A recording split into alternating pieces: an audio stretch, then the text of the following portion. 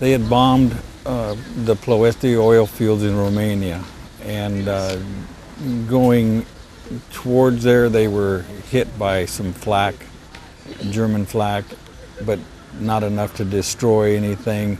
They made their bomb run, dropped the bombs, and then some German fighters came in and shot at them, but didn't damage the aircraft. But on the return, because they were flying in a formation, there was probably 40, 50 bombers in the group there flying. And so on the return, they flew over the town of Bor, and they didn't know that there were German flak emplacements there. And so they got hit 3 times with the flak. And so the pilot, Lieutenant Harper, gave the bailout order, and so everybody evacuated the ship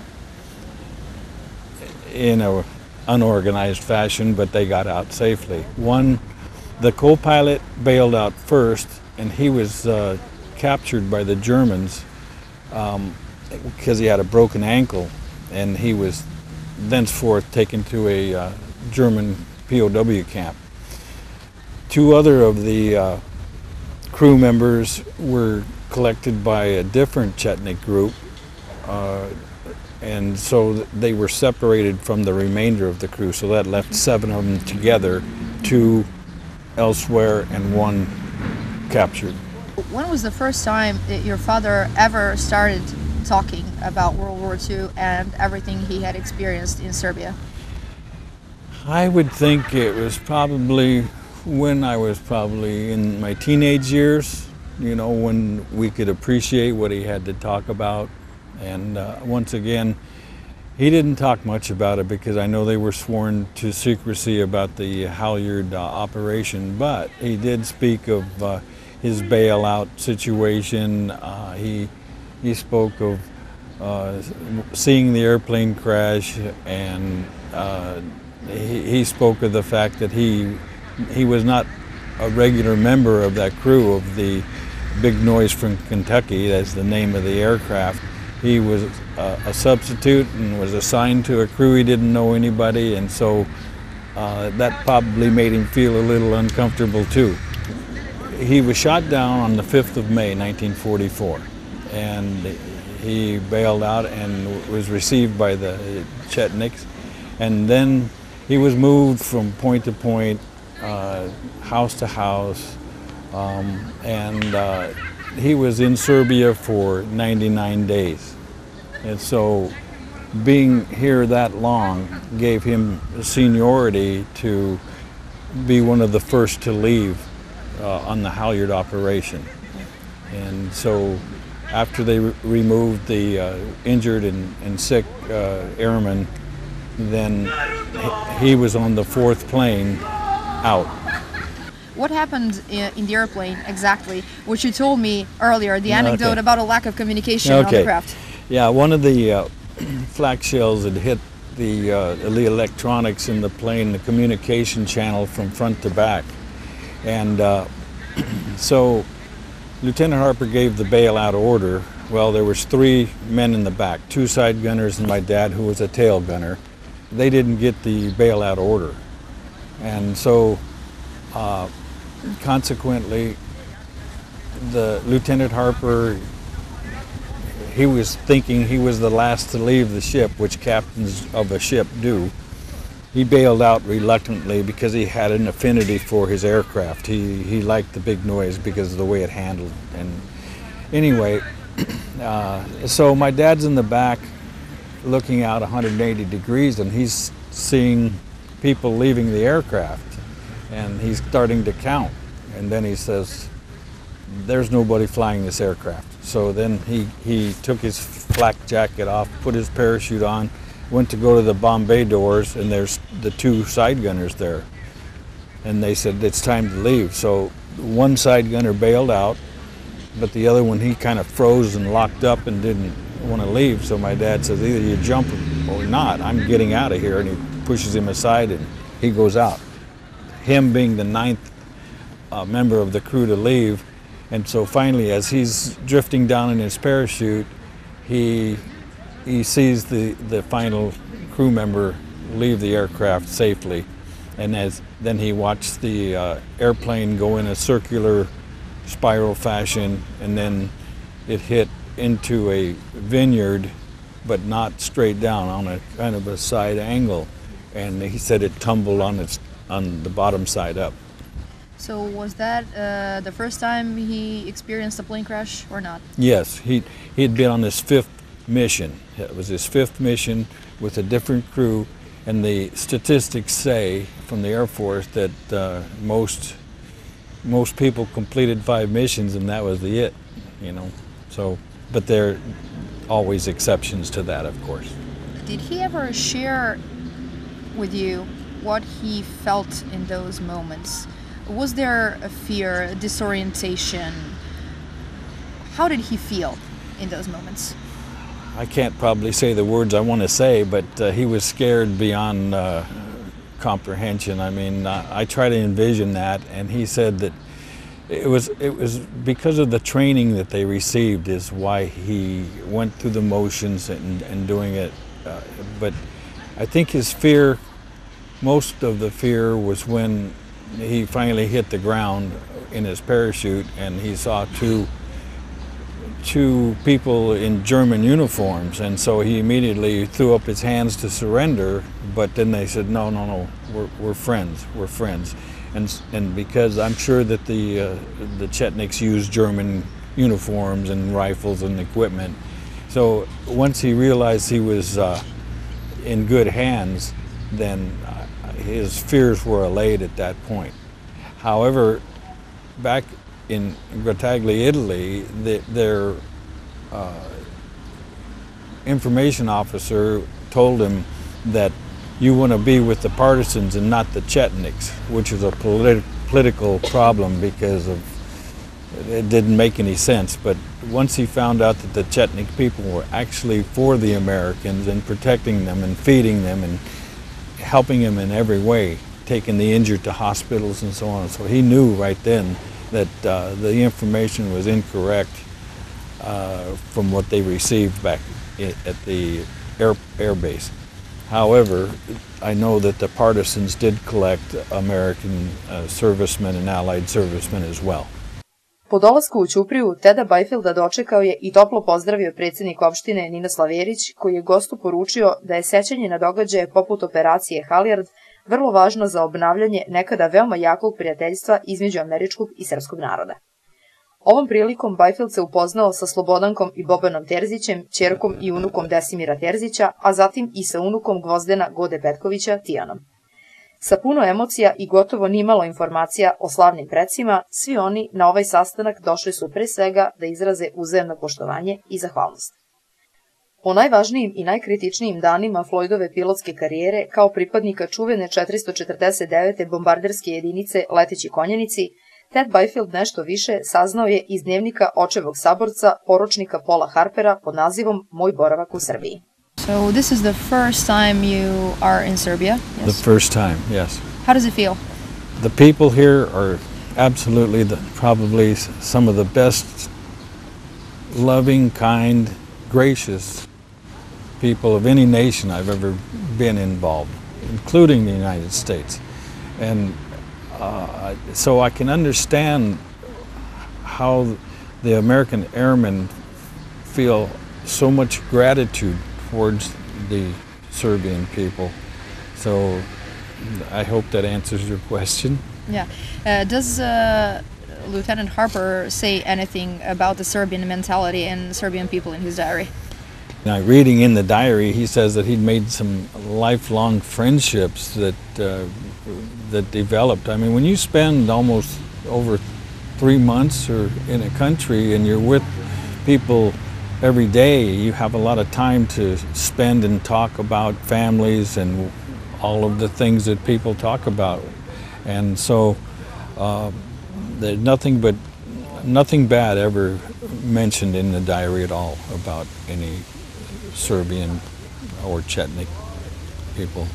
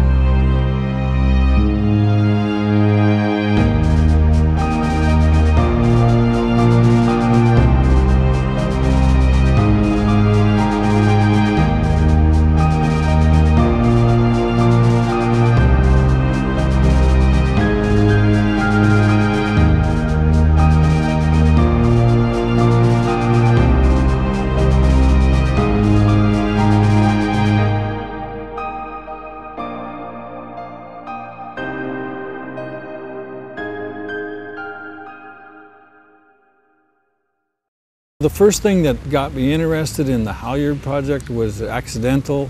A friend from Alaska came down to visit me in February. And he says, I have a book you might be interested in reading. I said, sure, what is it? Because I think we had talked about what my dad did in World War II. And he says, well, it's what they call the Forgotten 500, written by Gregory Freeman. And I said, let me see it. So he showed it to me, and he says, I haven't read it, I just started it. So I looked through it and I said, John, I'm sorry, but I'm taking this book from you. And so he says, go ahead. And so I read it. It's a great story, a great story. It explains the whole thing from the beginning to the end, how it came about, the political involvement between Britain, United States, Tito, Chetniks, and then it leads up to the actual Haljard operation, which was a secret operation. And to my knowledge, I believe it's the largest number of American crewmen ever rescued during World War II. Yeah. And so what prompted me to continue my research was I was looking at the list of airmen in the back. Okay. And I saw my dad's name in it. I go, oh, this is unbelievable. This is history. My family is history. So I let that soak in for a couple of days, and then I went to the internet and I typed in my dad's name, Flojda Bajfilda, B-24 gunner, and lo and behold, up came the 449th Bomber Group website, because his name is in there along with some pictures and stuff.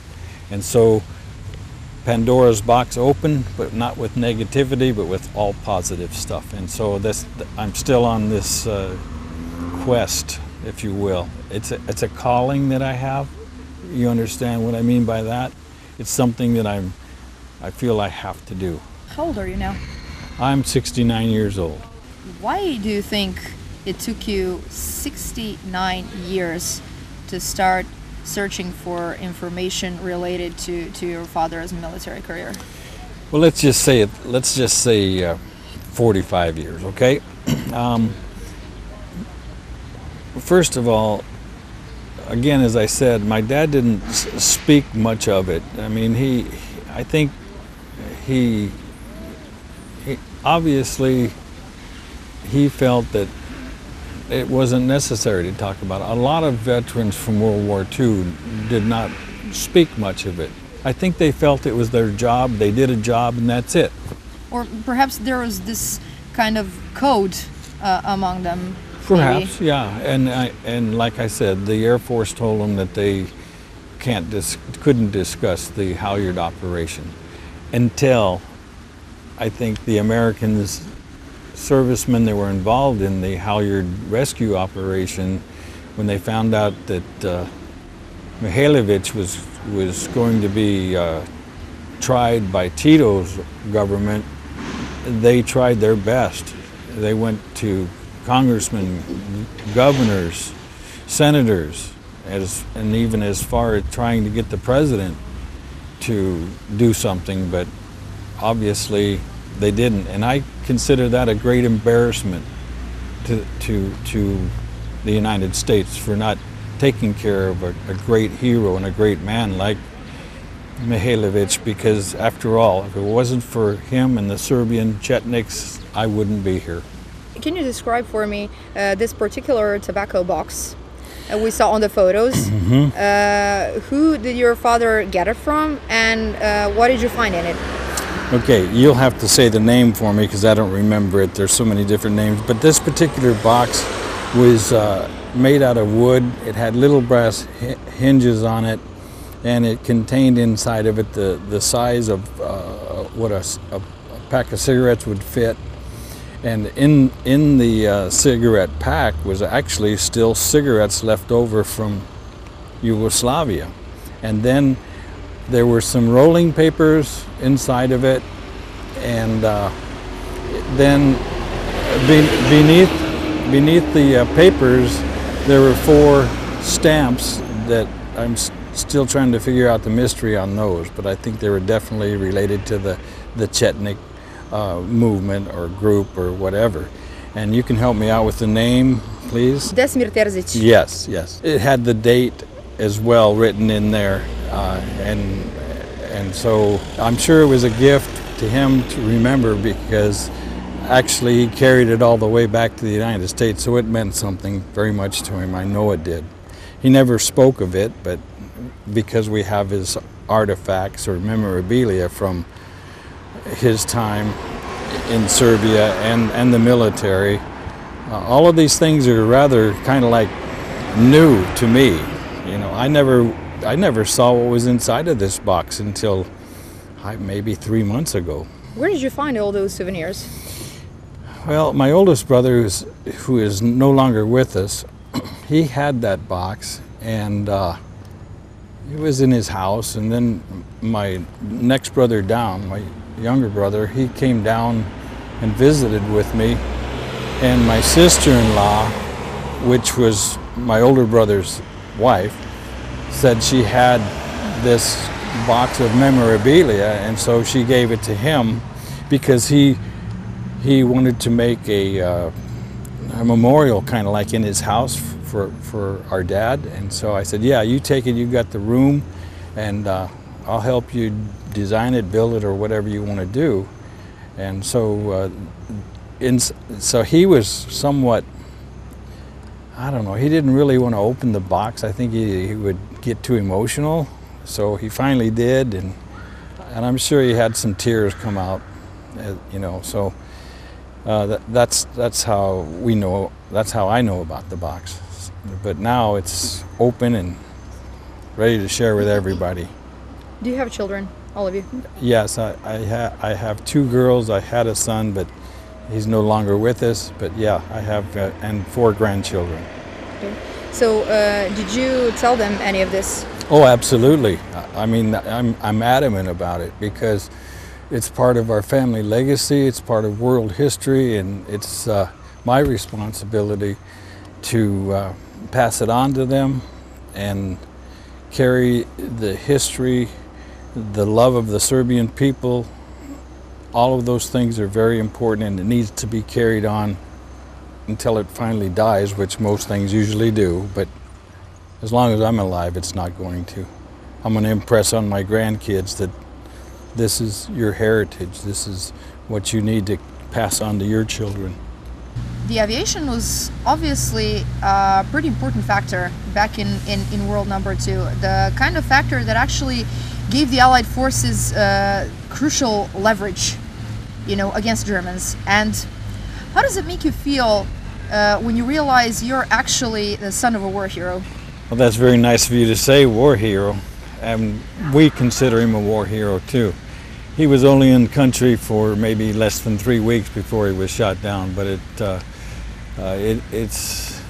an overwhelming experience to come to the country where he was received so graciously by the Chetniks and Serbian people. Now I would like to hear a little something about this interesting jacket you're wearing. The American servicemen were all issued what they call an A2 jacket. That's what this is called, an A2 bomber jacket. Okay. And in commemoration to, in honor of my father, I had this jacket designed especially for coming here to Serbia. And it is authentic. It's the way they designed them and made them back in the 40s. This is the patch for the 449th bomber group he belonged to, which were called the Flying Horsemen. These wings signify he is a gunner on an aircraft. And on this side, this is the 718th Squadron he was assigned to. And this being the U.S. Army Air Corps insignia, like this up here. It's a great jacket. I remember as a kid I would go to Army surplus stores and they would be a dime a dozen practically. $8 would buy you a jacket like this. Of course it was used, but we didn't care. We were kids. We loved them. What do you think that the story of the Forgotten 500 actually proves? Does it carry a message that no matter if you're on opposite sides or on the same side in a war, that you should be human beings before everything else? Absolutely. It's a shame that there's evil people in this world that want to try to dominate others, and I'm a peaceful type of person, but I wish the rest of the world would see things clearly and try to sit down and talk about their differences. Everybody's going to have differences, so therefore we need to sit down at the table and act like grown-ups instead of a bunch of demons or something.